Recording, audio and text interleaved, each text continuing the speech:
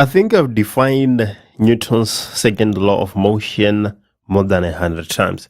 So for this video, let me just skip it. Only these ones. Let's start with 2.2.1.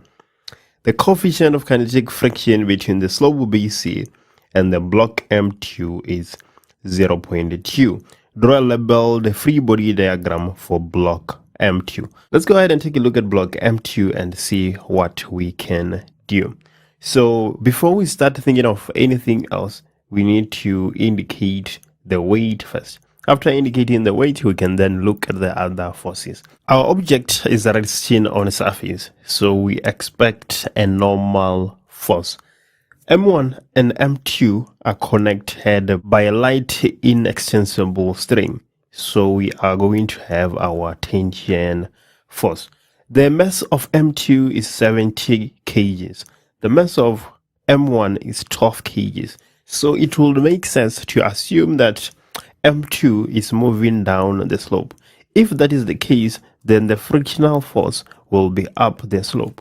2.2.1, it is for 4 marks, and we have 4 forces on our free body diagram.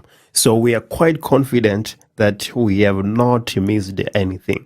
Let's go ahead and do 2.2.2. Calculate the magnitude of the acceleration of the system.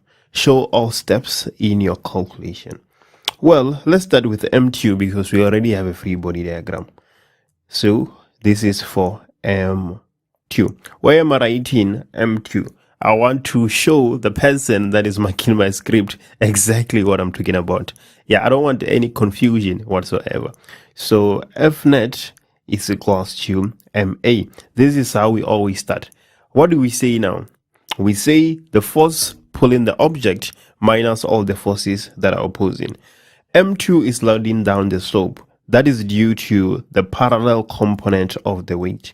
So we have FG parallel minus the frictional force minus the tension force being equals to MA. So how do we calculate FG parallel? That is mg sine of theta. So we're going to have 17 multiplied by 9.8 multiplied by sine of 30 degrees minus the frictional force. The frictional force, that is the coefficient multiplied by the normal force. Our coefficient is 0.2. The normal force is mg cos of theta. So that will be 70 multiplied by 9.8 multiplied by cos of 30 minus the tension being equals to 70 multiplied by 8. We're going to have 224.1813 minus the tension force being equals to 78. As you can see, we have 2 variables but 1 equation. We need 2 equations. Let's name this equation 1 and set up our equation 2. We're going to find equation 2 using M1. Let's draw a free body diagram for M1. We have the weight, obviously. We have the tension, which is pulling it up the incline.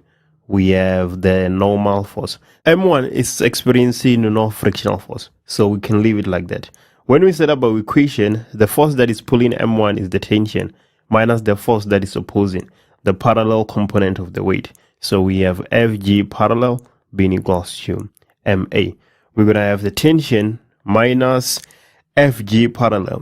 The mass is 12 multiplied by 9.8 multiplied by sine of theta. The angle of inclination is 50 degrees. So we're going to have sine of 50 being equals to 12A.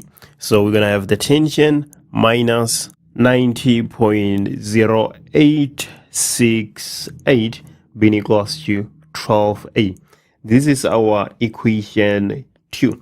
Let's add the 2 equations. We're going to add the left hand sides together and the right hand sides together. Minus tension and plus tension will cancel out. We're going to be left with 224.1813 minus 90.0868 being equals to 82A. This is just 134.0945 being equals to 82A. We need to divide both sides by 82, obviously. And if we do that, we're going to get an acceleration that is equals to 1.64 meters per second squared. We are only interested on the magnitude. We don't need to indicate the direction. 2.2.2, let's do 2.3. So 2.3 is saying that if the angle of slope BC is decreased to 20 degrees, initially it is 30 degrees and now it is being decreased to 20 degrees. Will the frictional force between the block and the slope increase, decrease, or remain the same? Explain your answer. So the frictional force is going to increase. Let me show you why. The frictional force is equals to the coefficient multiplied by the normal force. The coefficient, it depends on the material. So whether we increase or decrease the angle, the coefficient is not affected. So now we are only looking at the normal force. Well, the normal force is equals to mass, gravity, and cos of theta. Well, the mass is constant and the acceleration is also constant. So we are just looking at cos of theta. If the angle decreases, does the normal force increase or decrease? We know that cos of 0 is 1 and cos of 90 is 0. If you decrease the angle, the normal force increases. If you increase the normal force, the frictional force is going to increase. Define the term projectile. So a projectile is an object that is moving under the influence of gravitational force only. 3.2.1, calculate the maximum height above the ground that the ball will reach after it was thrown in the air. Let's go through our question statement and hear what is going on. So we have a 25-gram ball that is thrown vertically upwards. The ball leaves the thrower's hand 1.3 meters above the ground with an initial velocity of 7.27 meters per second. On its way down, the ball bounces off a balcony at a velocity of 3 meters per second before being caught at its maximum height after the bounce. Ignore all effects of friction as well as any horizontal motion of the ball. Right, so we're looking for the maximum height above the ground that the ball will reach. As soon as I hear maximum height, I know that Vf is equals to 0. Our acceleration is constant, that is 9.8 meters per second squared upwards. What is Vi, the velocity at which the ball was thrown? Vi is 7.27. What else do we need? We're looking for delta y. This is our unknown. With these four variables, which equation can we use? We're going to use Vf squared is equals to Vi squared plus 2a delta y. Vf is 0. What about Vi? Let's take up as positive. Common sense. So Vi will be positive 7.27 squared plus 2 multiplied by our acceleration. If we're taking up as positive, then our acceleration will be minus 9.8 multiplied by delta y, what we are interested in. So we're going to have minus 7.27 squared being equals to minus 19.6 delta y. We just need to divide both sides by minus 19.6. If we go ahead and do that, we're going to have delta y being equals to 2.7 meters. This is the displacement of the ball after it was thrown vertically upwards, but we want the height above the ground. So our height will be equals to 1.3. It was projected 1.3 meters above the ground, plus its displacement after it was projected, 2.7. This is equals to 4 meters. That is the answer to 3.2.1. So this maximum height up here is 4 meters. Let's do 3.2.2. So 3.2.2, the time that the ball takes until it bounces on the balcony for the first time. So this is where it bounces on the balcony. We can find the time from the point it was projected until the maximum height. And then we can find the time from maximum height until it bounces off the balcony and add those two times. That will give us the time that the ball takes until it bounces on the balcony. Let's calculate the time it takes to reach our maximum height. So what variables do we have? We have VI, obviously, 7.27. I don't even know which equation I'm going to use, but I know that after writing the variables down, the equation is going to present itself. So VI is 7.27, VF is equals to 0. I have my acceleration, that is 9.8. I'm looking for delta T. It will be straightforward which equation we can use if we have these variables. VF is equals to VI plus A delta T. VF is 0. VI, that is 7.27, plus the acceleration minus 9.8 multiplied by delta T. If we make delta T the subject of the formula, we're going to get minus 7.27 divided by minus 9.8. That will give you 0.742 seconds. That is the time it takes the ball to reach the maximum height. Now we need the time from maximum height until it bounces off the balcony. Well, from the maximum height until the balcony, we have a displacement which is equals to height final 3.2 minus the initial, which is 4. This is equals to minus 0.8 meters. This is our displacement from maximum height until the balcony. What else do we have? We have VI. We know that VI is 0 meters per second. What else do we have? We have the acceleration, obviously, that is 9.8 meters per second squared. And what we're looking for is the time. With these four variables, which equation can we use?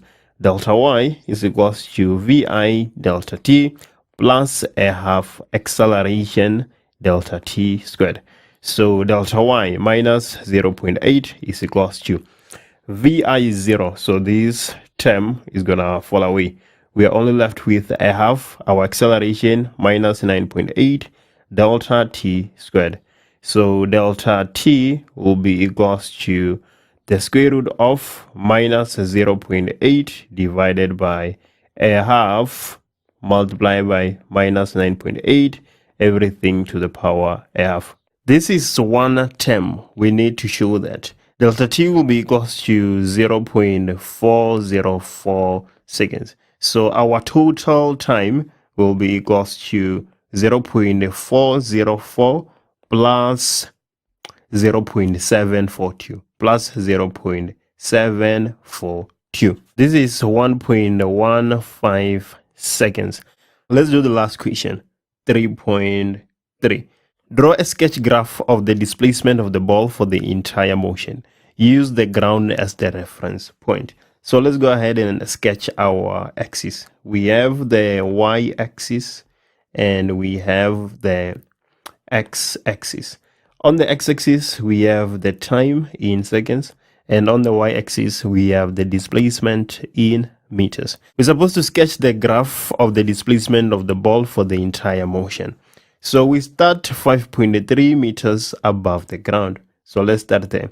And then we go to a maximum height of 4 meters above the ground. We bounce off the balcony, which is 3.2 meters above the ground. And we go to a new maximum height, which is slightly below the initial maximum height, as we can see on the sketch. What do we need to indicate? The height from which the ball is released. We have shown that it's 1.3, the maximum height that the ball reaches. That is 4 meters. So let's show that. And then the height of the balcony, that is 3.2, somewhere there. What else? The time it takes to bounce on the balcony, 1.15. I hope you're not one of those people that just memorize definitions without knowing exactly what they mean. So here in question 4, the only question I would understand if you got it wrong is 4.5. That is the only question that I think was a bit difficult. Everything else is just basic stuff. So let's go ahead and look at 4.1. We're supposed to define the term impulse. Let me show you something. We know fully well that F net is equals to the change in momentum divided by the change in time. If we cross multiply, the change in momentum or the impulse is equals to F net multiplied by delta T. So what is the definition of impulse. If you look at this formula, the impulse should be the product of the net force and the time it acts on the object from the formula. That's the connection you need to make between definitions and formulas. That is 4.1. Let's go ahead and take a look at 4.2. Use the information on the graph to determine the magnitude of the impulse as the ball hits and bounces off the force sensor. Right, let's go through our equation statement and see what is going on. When a ball hits and bounces off a surface, it exerts a force on that surface. Grade 12 learners investigated how this force varies over time as the ball hits a force sensor and bounces off.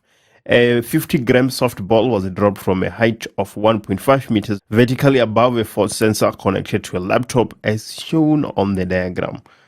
And the graph we're given the force versus the time. The force is in Newton and the time it is in milliseconds. So as soon as you don't realize that the time is in milliseconds, you're probably going to get the question wrong. Let's use the information in the graph to determine the magnitude of the impulse. So the impulse is the force multiplied by the time. We have a shape, we have a triangle. So in order to find the impulse, we need to find the area of this triangle. How can you find the area of a triangle? That is half base multiplied by height. So this will be equals to a half base. Our base is the time in milliseconds. We go from 0 to 15 milliseconds. So we're going to have 15 divided by 1000. Multiplying by 10 to the minus 3 is the same as dividing by 1000. Now we have converted our time from milliseconds to seconds.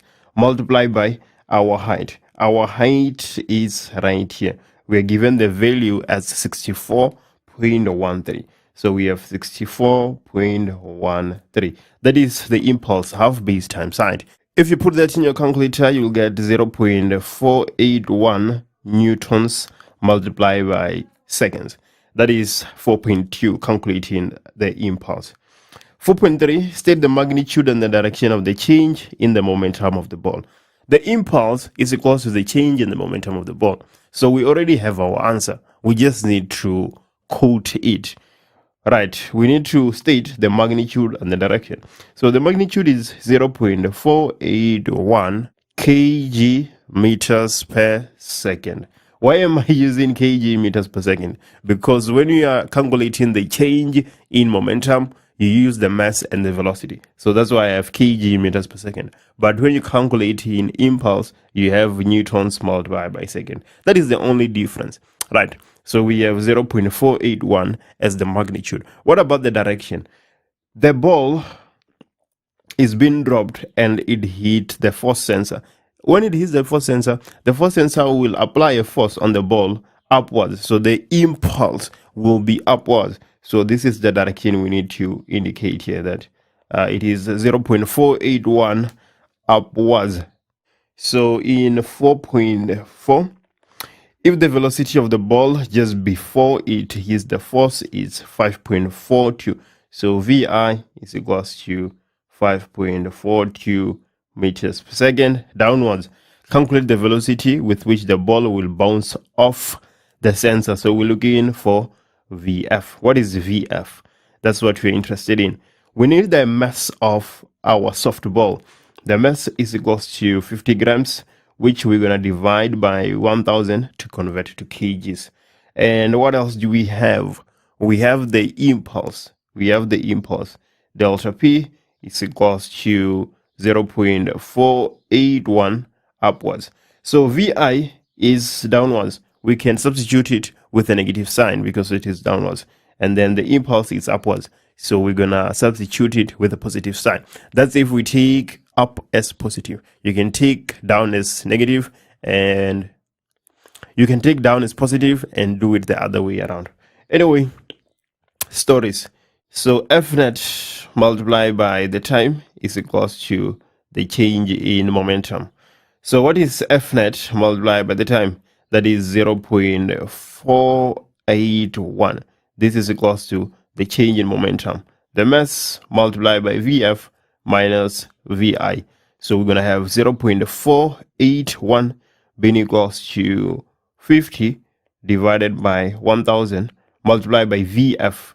VF is what we're interested in. Minus 5.42. The first thing we should be doing here is dividing both sides by 50 divided by 1000. If we do that, we're going to get 9.62 being equals to VF plus 5.42. Now we just need to take 5.42 to the left hand side. We're going to get VF being equals to 4.2 meters per second upwards. That is our final velocity. 4.5, the only question that was a bit tricky. Everything else is just the basic stuff. So let's go ahead and take a look at 4.5. The ball is now replaced with a harder ball of the same size and mass. Will the force on the force sensor increase, decrease, or remain the same? The force is going to increase. Let me show you why. We know that F net is equals to the change in momentum divided by the change in time. If instead of using a softer ball, you use a harder ball, delta T is going to decrease. The time of contact is going to decrease. So if the time of contact decreases and the change in momentum stays the same, then it is easy to see that F net is going to increase. F net is inversely proportional to the time of contact. So the answer to 4.5 is increases. 5.3 is quite long, but not quite difficult. Let's go ahead and take a look at it. A 5 kg box moves up an inclined plane AB at a constant velocity of 1.2 meters per second when a force F is applied. 5.1, let's calculate the magnitude of the force F if the power that is used to move the box up the incline AB is equals to 57.6 watts. So what is the information we have? We have the power. It is said to be equals to 57.6 watts. We are looking for the force. We have the average velocity, the constant velocity. I mean, we have V being equals to 1.2 meters per second. So how can we find the force with these three variables? You just need to recall that the power average is equals to the force multiplied by the average velocity. So what is the power? That is 57.6. What is the force? That's what we're interested in. Multiplied by the average velocity. In our case, it is constant. It is just 1.2. So that will be our average. We just need to divide both sides by 1.2. And if we do that, we get a force that is equals to 48 newtons. That is 5.1. Quite straightforward. Let's take a look at 5.2. 5.2, we're supposed to state the work energy theorem in words. The net work done on an object by a net force is equals to the object's change in kinetic energy. That is 5.2. 5.3, the box now slides down slope BC. If the coefficient of kinetic friction of slope BC in the diagram above is 0.25, calculate the velocity of the block at point C by using energy principles only. So if the question says using only energy principles, there's three formulas you can use. You can use work net, you can use work done by non-conservative forces, and then you can use the conservation of mechanical energy. Well, the only way you would use the conservation of mechanical energy is if the only force that is acting on the object is force of gravity. If that is not the case, you cannot use the conservation of mechanical energy. So now we're left with work net and work non-conservative. Let's write the information we have down and see which formulas we need to use. We have the coefficient of kinetic friction. It is 0.25. We have our angle theta, which is equals to 32 degrees. We have our height, which is equals to 1.6 meters. What else do we have? Obviously, from the height and our angle theta, we can find the length of our incline. We can easily see that sine of 32 is equals to the opposite, which is our height, divided by our hypotenuse BC. So BC is just equals to 1.6 divided by sine of 32. Let's see if we can use work non-conservative.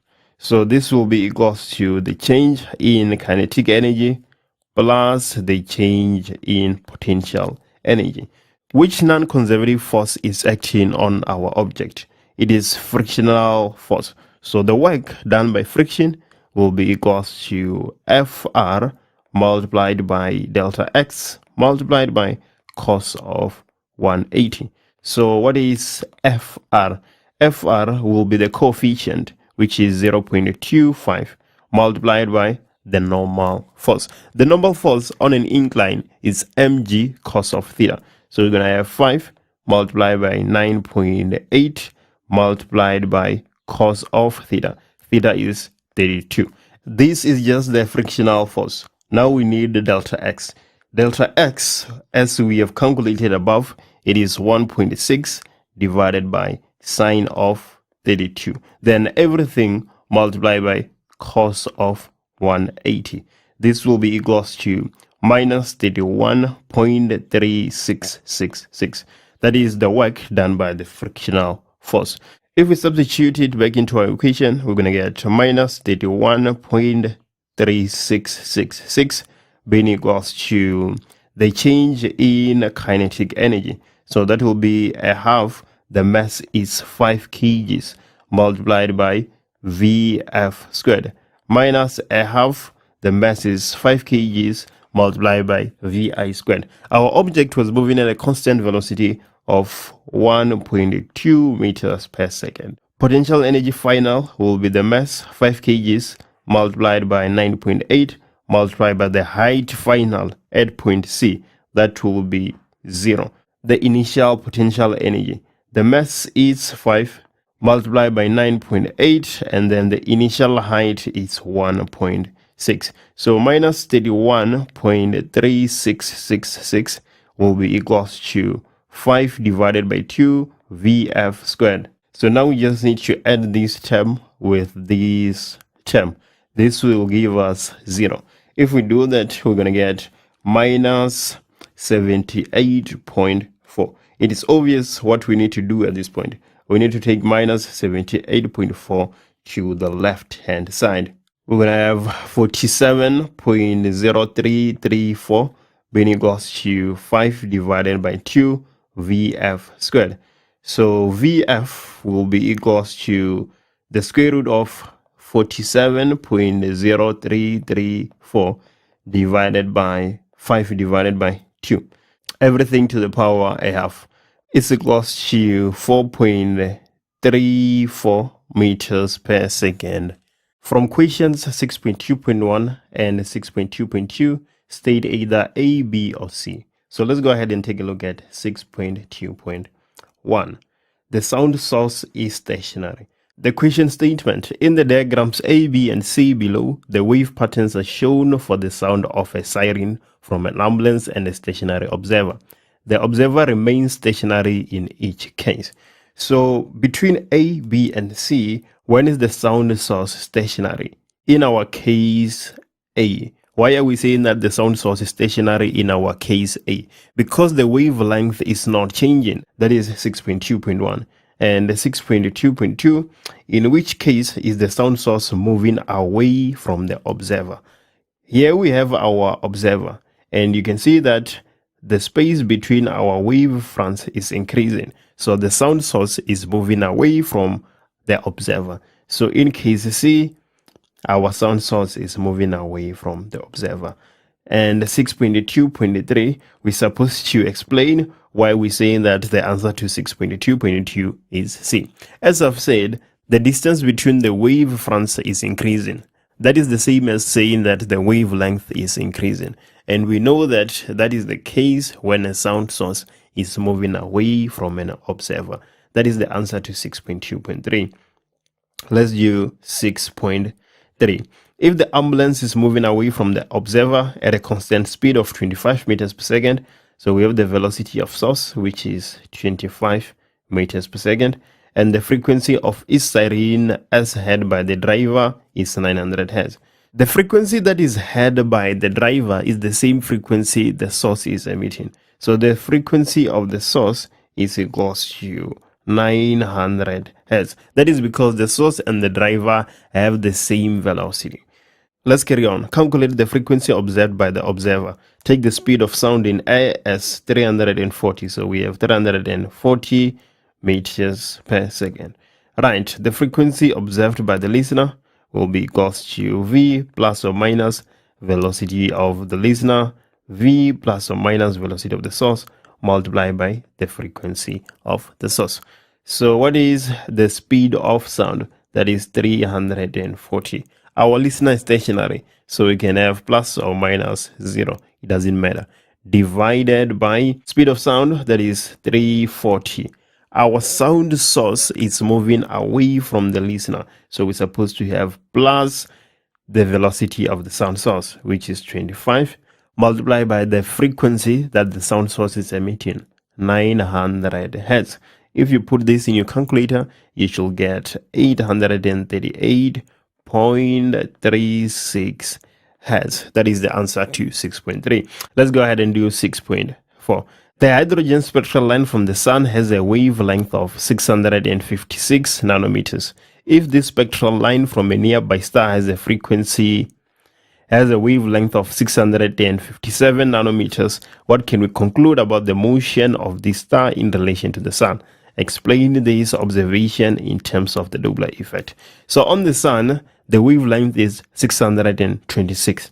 On the nearby star, the wavelength is 657. So the wavelength has increased. If the wavelength has increased, then we know that we are experiencing a lower frequency. A lower frequency is a result of a redshift. The star is moving away from the sun. If we had a smaller wavelength, we would have a higher frequency and the star would be moving towards the sun. But in our case, it is the opposite. Question 7.1. Define the term electric field at a point. So that is the force experienced per unit positive charge placed at that point. That is the answer to 7.1.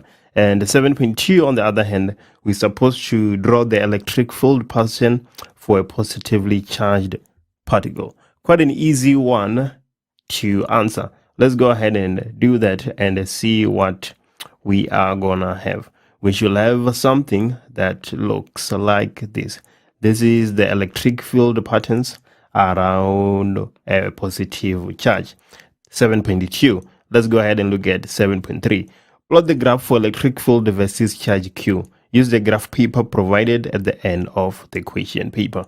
Well, we don't have a graph paper, so we're just going to try our best with what we have. So we have charge Q in newtons per coulomb, and we have the electric field in K newtons per coulombs. On our x-axis, we need the charge, and on our y-axis, we have the electric field in K newtons per coulomb. On the x-axis, we can use 2, 4, 6, 8, 10, 12, 14.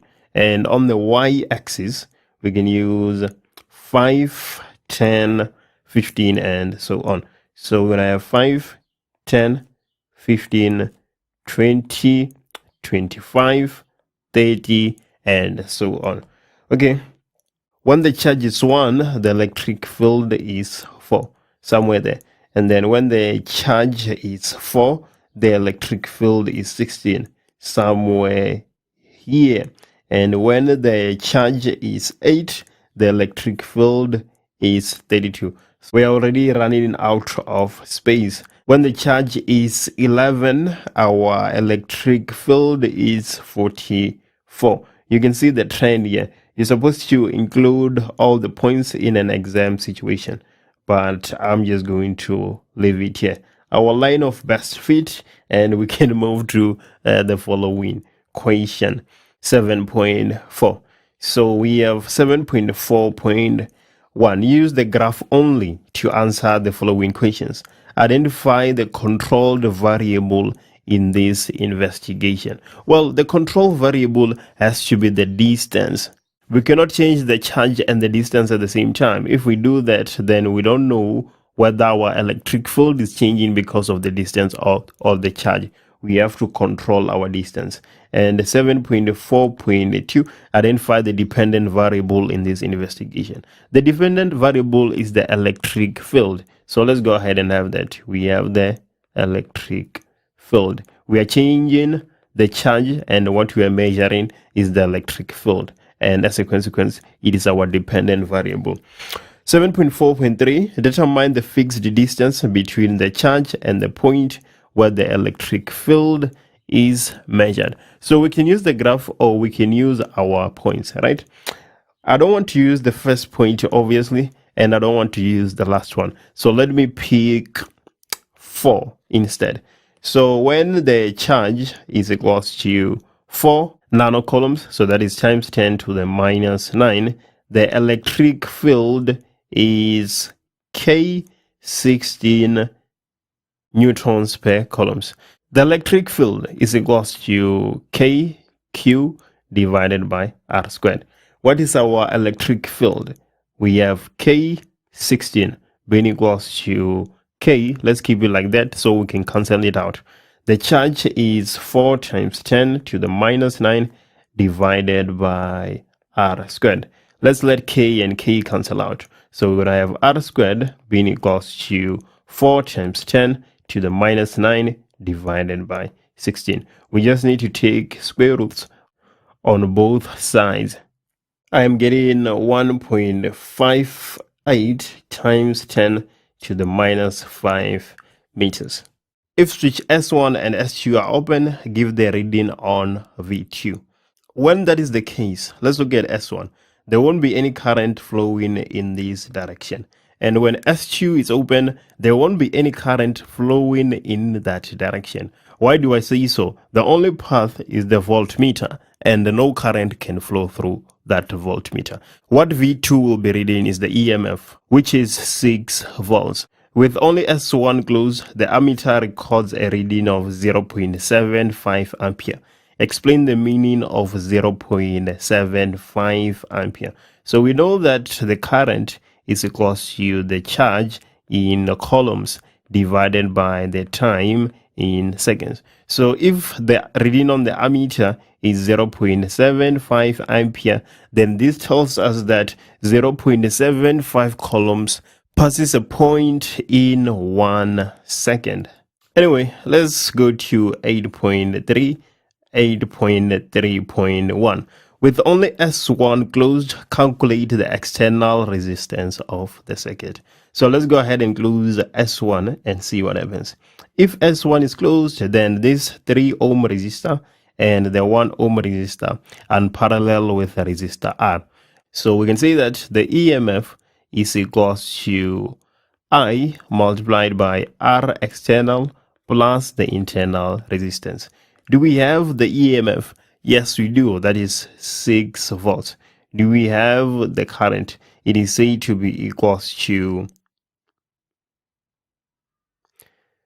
0.75 when S1 is closed. So we have 0.75 multiplied by R external plus the internal resistance.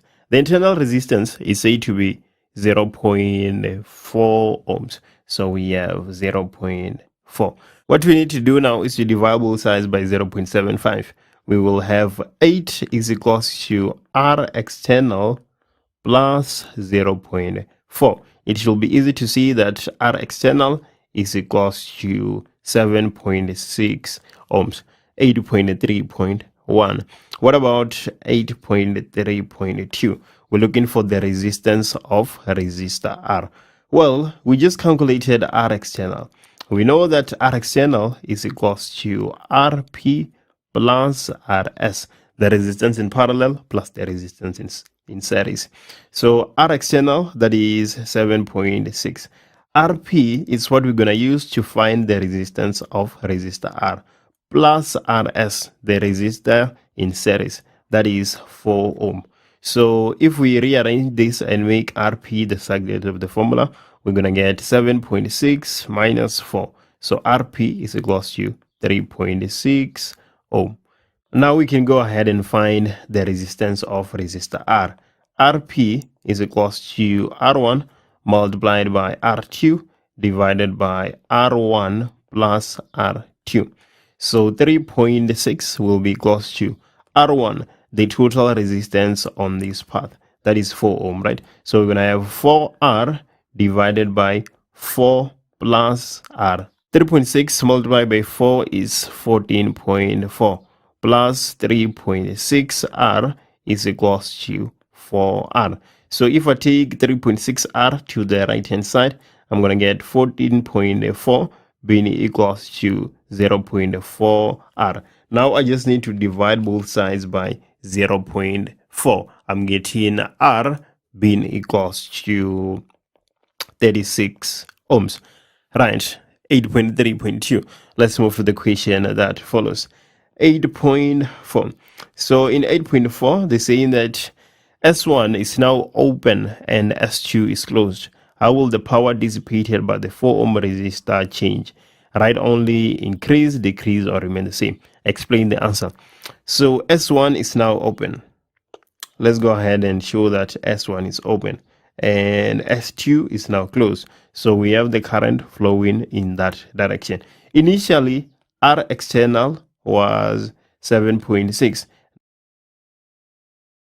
Now R external is just RS, which is 4 ohm. So clearly R external has decreased. If R external decreases, then the total current is gonna increase. What will happen to the 4 ohm resistor if the total current increases? It will dissipate more power because P is equals to I squared multiplied by R.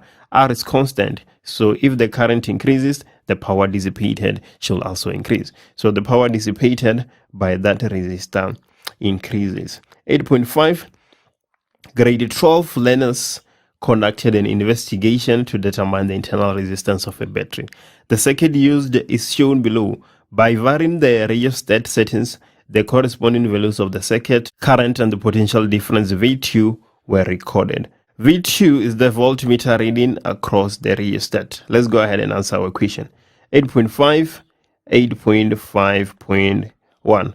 From the graph, deduce the EMF of the battery. When the current is equals to 0, when there's no current flowing, the voltmeter is going to read the EMF.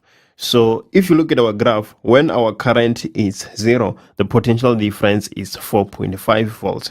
So we're going to have the EMF being equals to 4.5 volts. Another definition for the EMF, it is the reading on the voltmeter connected across the ends of the battery when there is no current flowing, just like in our case. Right, 8.5.2, calculate the internal resistance of the battery. Well, we're supposed to use the graph. How are we going to use the graph? You need to be comfortable with derivating an equation for the graph. Well, we know that EMF is equals to V external plus the current multiplied by the internal resistance. So V external is equals to the EMF minus IR. Well, as we can clearly see, our V external is our dependent variable, that is our Y, and our EMF is our intercept, that is C. Our current is what we are changing, that is X, and then minus the internal resistance is our slope. So we can say that the gradient is equals to minus R. Now we just need to calculate the gradient of this graph. Let's take this point as it is easy to read, and this point. Okay, so VF minus VI divided by IF minus II. Right, so what is VF? Let's use this point as our second point. So we have 1.5 volts minus this point, which is 3, divided by IF, that is 5, minus I initial, which is 2.5. This is equals to minus 0.6. So if we divide both sides by -1, we're going to get the internal resistance being equals to 0.6 ohms. And just like that, we have answered 8.5.2. This is obviously an AC generator. Why am I saying so? We can see the presence of slip rings. In an AC generator, we have slip rings, and in a DC generator, we have split rings. There's a difference between the two. That is the answer to 9.1. Let's take a look at 9.2. Indicate the direction in which the current will flow in section AB. Use A to B or B to A. In that section, the current is going to be flowing from B to A. In motors, we use the left-hand rule, and in generators, we use the right-hand rule. So if you just apply the right-hand rule, it should be easy to see that the current is going to be flowing from B to A. Let's do 9.3 and 9.3.1. The following graph is obtained from an AC generator. 9.3.1, how many rotations of the coil are shown in the diagram? Let's go ahead and take a look. So this is one circle, which indicates one rotation. And here we have half a circle, which will be half a rotation. So in total, we have 1.5 rotations that are indicated on our graphs. Let's move to 9.3.2. Define RMS current. So the RMS current is the alternating current which dissipates the same amount of energy as an equivalent direct current or as an equivalent DC current. That is 9.3.2. 9.3.3 on the other hand, calculate the average power that can be delivered by this generator to an apparatus with a resistance of 30 ohm. The average power is equals to IRMS squared multiplied by the resistance. We're looking for the average power. We have the resistance of the apparatus. So if we find IRMS, we're going to be able to find the average power. How can we possibly find IRMS? In our graph, we are given Imax. So we can say that Imax is equals to IRMS multiplied by square root of 2. What is Imax? Imax is 15. IRMS is what we are interested in, multiplied by square root of 2. Clearly, we just divide in both sides by the square root of 2. We're going to get IRMS being equals to 10.61 ampere. So now we have IRMS. We can go ahead and find the average power. So the average power will be equals to 10.61 squared multiplied by the resistance, which is 30. This is equals to 3,377.16 watts. Now we can move to 9.4. So in 9.4, an electric head dryer is rated 2,200 watts. There we go. We have the average power. At 240 volts, we have the VRMS. Assume that the hair dryer is a pure resistor. Calculate the maximum current that flows through the hair dryer when it is used. We're looking for Imax. What do we have? We have the power and we have the VRMS. So we can say that the power average is equals to IRMS multiplied by VRMS. If we find the IRMS, we're going to be able to find the Imax. So what is the power average? 2,200. IRMS multiplied by the VRMS, 240. We just dividing both sides by 240. If we do that, we're going to get an IRMS, which is equals to 9.167 ampere. So Imax will be equals to IRMS multiplied by square root of 2. So this is 9.167 multiplied by square root of 2, which is 12.96 ampere. 10.3 is such a beautiful equation. Let me show you why. So 10.1, we're supposed to explain what is meant by the photoelectric effect. So that is a process whereby electrons are ejected from a metal surface when a light of a suitable frequency is incident on the metal surface. That is 10.1. Let's take a look at 10.2. Explain why there is no reading on the ammeter when the red light is used. Let's go through our equation statement and see what is happening. So the diagram below shows a photo tube that was used to demonstrate the photoelectric effect. The demonstration was carried out by shining light from a red, a green, a blue, and an ultraviolet light source onto the surface of the phototube. So back to 10.2, explain why there's no reading on the ammeter when a red light is used. We know fully well that for red light, we have very high wavelength and a lower frequency. If there's no reading on the ammeter, it simply tells us that the energy of the light that is incident is less than the work function. If this is the case, then photoelectrons won't be emitted and there will be no reading on our ammeter. Let's go ahead and do 10.3, the interesting equation. For the following statements, use increase, decrease, or remains the same to complete the statement. Let's take a look at 10.3.1. The kinetic energy of the photoelectrons when ultraviolet light is shone onto the surface of the tube instead of green light. So we're supposed to fill in here. If we use ultraviolet light instead of green light, then the kinetic energy of the photoelectrons is gonna increase. So we're supposed to fill with increases in that equation. Let me show you why. We know fully well that the energy is equals to the work function plus EK max. If we make EK max the subject of the formula, we get the energy minus the work function. So if we use ultraviolet light of a higher frequency, then the kinetic energy is going to increase. That is 10.3.1. Let's do 10.3.2. The reading on the ammeter when green light of higher intensity is shown on the surface of the phototube. Explain this observation. Well, it will increase. The reading on the ammeter will increase. What does the ammeter read? The ammeter is the current, and we know that the current is equal to the charge divided by the time. So if the time decreases, then the current increases. Another thing that affects the current is the amount of charge passing per unit time.